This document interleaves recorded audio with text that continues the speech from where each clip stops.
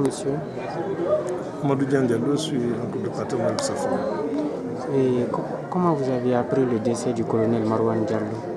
J'étais au Maroc quand le matin hier, dans mon hôtel, j'ai vu en boucle sur France 24 l'information selon laquelle deux casques bleus auraient péri. Et je savais que lui, il était là-bas. J'ai un autre neveu malade qui était là-bas. Donc tout de suite, j'ai commencé à me demander de quelle nationalité étaient les gens qui ont été tués.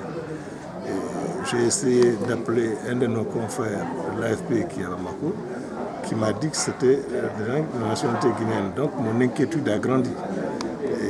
J'ai essayé d'appeler Conakry, j'ai appelé quelques journalistes, dont certains de Guinée Matin, qui m'ont dit qu'ils n'avaient pas reçu les informations sur les noms des défunts. Puis j'ai appelé des jeunes militaires que je connaissais au camp Samori, qui m'ont confirmé la mort du colonel Marouane et d'un certain caporal-chef. Là où j'étais très paniqué. Et du coup, je suis allé tout de suite à la compagnie pour changer de vol, revenir donc hier, afin de rejoindre la famille, et surtout ma fille et sa femme, et qui est aussi très jeune. Mais ce qui m'a surtout choqué, c'est que des gens illuminés comme ils pensent parler au nom de Dieu tuent des musulmans pieux au nom de l'islam. Ce jeune, qui a 33 ans, donc l'un des plus jeunes colonels de l'armée guinéenne, a subi de très grandes formations au niveau militaire, au niveau scolaire d'abord, ensuite au niveau militaire, donc il a de très grandes formations académiques. Le général Namori l'a dit ici hier. Et aujourd'hui, il constitue un espoir pour notre armée. Et surtout, il était aussi musulman pieux. Toutes les fois qu'il y a eu des discussions avec sa femme, que j'ai été amené à intervenir, c'était suite à l'irrégularité de la prière de son épouse. Donc, un tel musulman qui croit en Dieu, qui prie, on le tue au nom de l'islam. C'est une tuerie lâche.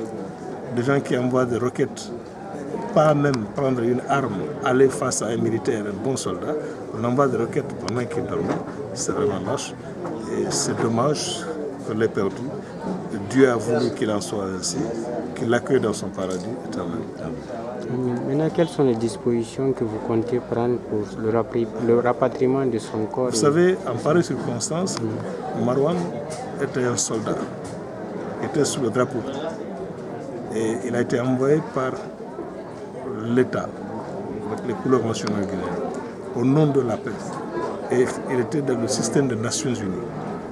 Donc, il ne nous appartient pas à nos familles de décider la façon dont ça va se passer.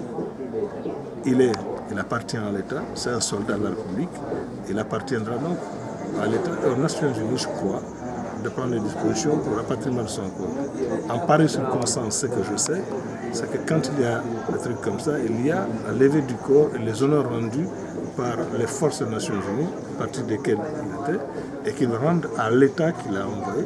Et l'État, là aussi, approche la famille pour organiser les funérailles. Pour l'instant, nous recevons les condoléances avec ses parents maternels et nous nous apprêtons donc à avoir les informations sur les dispositions prises par l'État et puis nous allons ensemble participer à lui rendre un hommage mérité parce que c'est un jeune qui n'a jamais,